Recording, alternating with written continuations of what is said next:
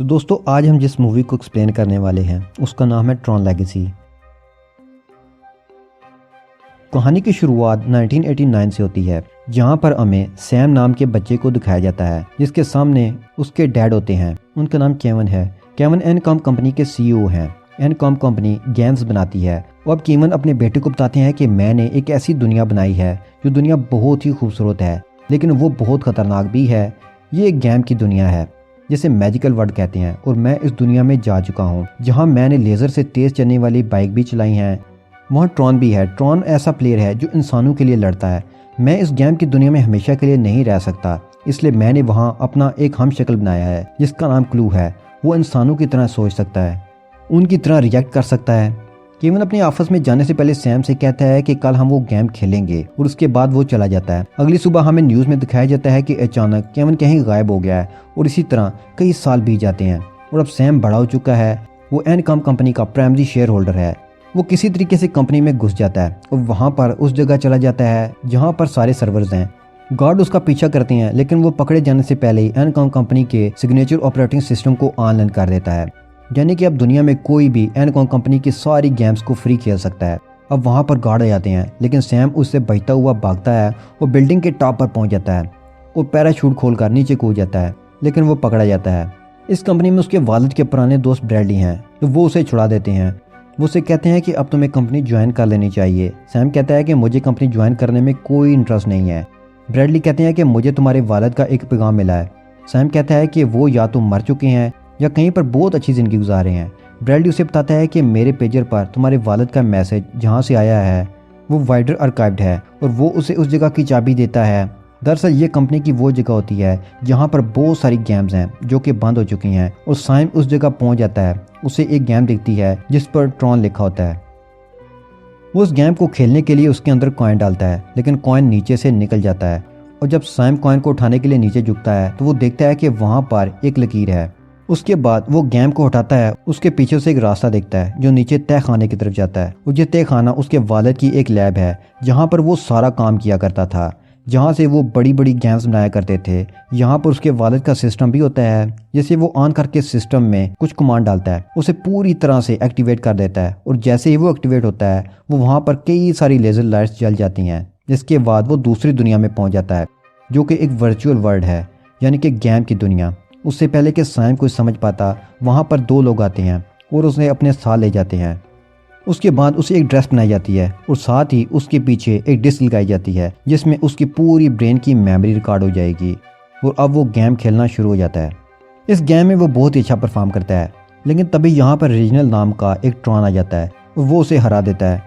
पर इससे पहले कि ट्रॉन उसे मारता उसकी बॉडी से ब्लड निकलता है, जिसे देखने के बाद रीजनल ट्रॉन समझ जाता है कि ये कोई प्रोग्राम नहीं बल्कि इंसान है और वो अपने लीडर जिसका नाम क्लू है उसे कहता है कि ये इंसान है। सैम कहता है कि मैं इंसान हूँ, मेरा नाम सैम है। उसका नाम सुनकर वो वहाँ से जो क्लू होता है कहता है कि इसे मेरे पास लाओ और जब सैम क्लू को देखता है तो वो खुश हो जाता है और कहता है कि आप मेरे डैड हैं, लेकिन ये उसके डैड नहीं है।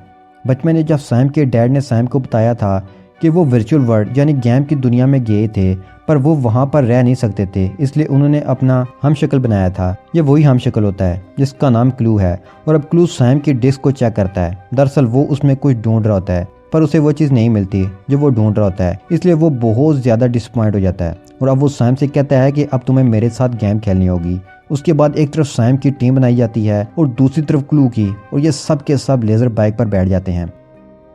लेज़र बाइक से जो बीम निकलेगी जो भी उसके बीच में आएगा मारा जाएगा। एक एक करके सभी मारे जाते हैं और आखिर में यहाँ पर क्लू और सैम बचते हैं, लेकिन क्लू सैम की बाइक को भी डिस्ट्रॉय कर देता है। उससे पहले कि वो सैम को मारता यहाँ पर एक कार आकर रुकती है और उसमें से एक लड़की निकलती है जिसका नाम क्योरा है। उस सैम को अपनी गाड़ी में बिठाकर यहाँ से बचाकर ले जाती है और अब वो सैम को उस जगह ले जाती है जहाँ सैम अपने असली डैड से मिलता है। सैम को देखकर उसके वालिद बहुत हैरान और खुश भी होते हैं। उससे पूछते हैं कि तुम यहाँ पर कैसे आए, तो वो कहता है कि जो आपने अपने दोस्त ब्रैडली को पैगाम भेजा था उस मैसेज को डीकोड करके मैं यहाँ पहुँचा हूँ। ये सुनने के बाद सैम के डैड हैरान हो जाते हैं और कहते हैं कि मैं तुमसे डिनर पर मिलूंगा। और अब जब रात को डिनर कर रहे होते हैं तब सैम अपने डैड से पूछता है कि आप वापस क्यों नहीं आए, मैं हमेशा आपका इंतजार करता रहा। तो उसके डैड बताते हैं कि जब हम इस वर्चुअल वर्ल्ड को यानी कि इस प्रोग्राम को बनाया था तो एक जादू हुआ। यहाँ पर कुछ प्रोग्राम जिन्हें ISOS कहा जाता है, वो अपने आप ही बन गए, जिन्हें हम बहुत से इंटेलिजेंट कंप्यूटर भी कह सकते हैं।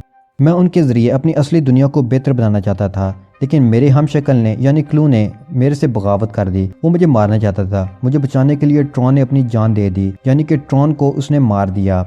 मैंने क्लू से कई बार मुकाबला किया, लेकिन जब जब मैंने उससे मुकाबला किया उसकी पावर्स बढ़ती चली गई। साथ ही उसने सभी ISOS को मार दिया। जिससे मैं एक बेहतर दुनिया बनाना चाहता था। जो प्रोग्राम इस दुनिया में अपने आप ही से बने थे, वो दरवाज़ा भी बंद हो गया, जिसकी मदद से मैं दुनिया से बाहर जा सकता था। सैम अपने डैड को रास्ता दिखाता है, जिस रास्ते से वो अंदर आया है। वो कहता है कि वो रास्ता एक बार फिर से खुल चुका है, आपको यहाँ से निकल कर जाना चाहिए। उसके डैड साफ साफ मना कर देते हैं। वो कहते हैं कि वो रास्ता सिर्फ 8 घंटों के लिए खुला रहेगा, और क्लू भी ये चाहता है कि मैं यहाँ से निकल जाऊँ ताकि वो मेरी डिस्क को हासिल कर ले, और इस डिस्क के ज़रिए वो हमारी दुनिया यानी असली दुनिया में आ जाएगा, और यही उसकी ज़िंदगी का मकसद है। और वो ये भी बताते हैं कि ये जो मैसेज मेरे दोस्त ब्रैडली को मिला था, वो मैंने नहीं बल्कि वो क्लू ने भेजा था ताकि कोई अंदर आए, वो रास्ता खुल जाए। अगर हम इस गेम को जीतना चाहते हैं तो बेहतर यही होगा कि हम ये खेलें, और ये कहकर वो वहाँ से चले जाते हैं। अब यहाँ पर क्यूरा भी होती है, जो सैम को बताती है कि अगर तुमने क्लू को मारा तो तुम्हारे डैड भी मारे जाएंगे। वो कहता है कि मैं अपने डैड को बचा कर रहूँगा, और यहाँ से चला जाता है। एक बार फिर क्यूरा उसके पास आती है और उसे एक मैप देती है। कहती है कि इस मैप के ज़रिए तुम एक आदमी से मिलोगे जिसका नाम ज़्यूस है, जो पहले ISOS के साथ मिलकर लड़ा करता था। ISOS वही थे जो पहले अपने आप सिस्टम में बन गए थे, लेकिन अब क्लू ने उन्हें ख़त्म कर दिया है। ज़्यूस तुम्हारी मदद कर सकता है। उसके बाद सैम अपनी एक बाइक से अकेला ही ज़्यूस से मिलने चला जाता है।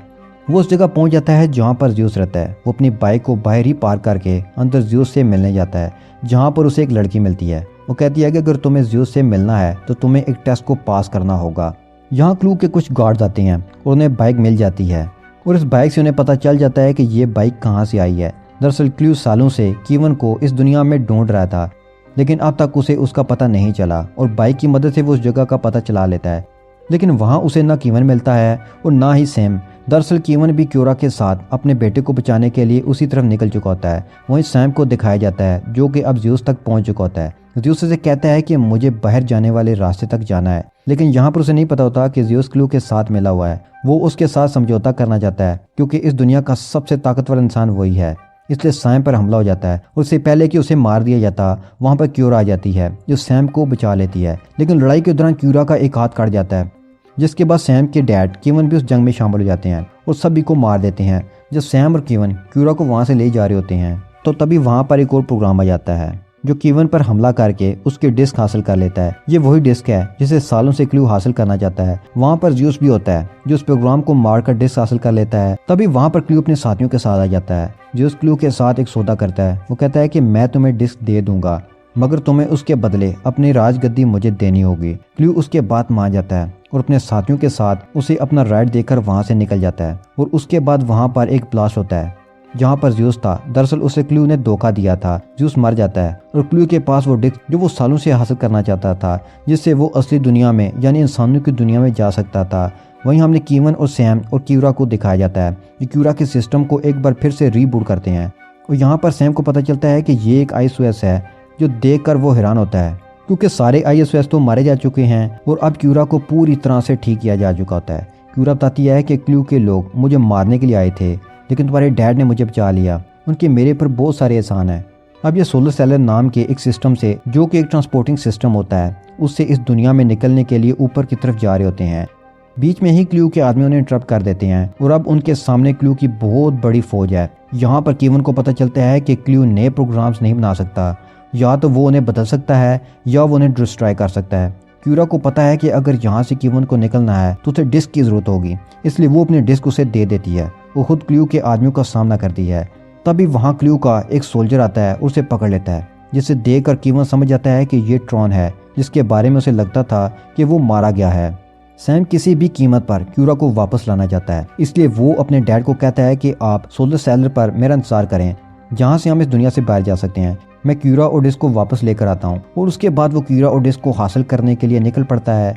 वहीं पर हमें क्लू को दिखाया जाता है, जो अपनी आर्मी से कहता है कि वो वक्त आ चुका है जब हम इंसानों की असली दुनिया में जाएंगे और वहाँ पर राज करेंगे।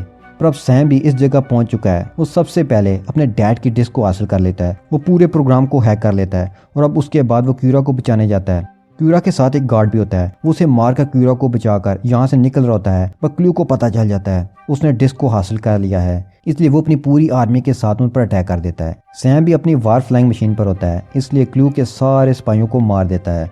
और अब यहाँ पर क्लू और उसका ट्रॉन बचते हैं। ट्रॉन कीवन के सामने जाता है।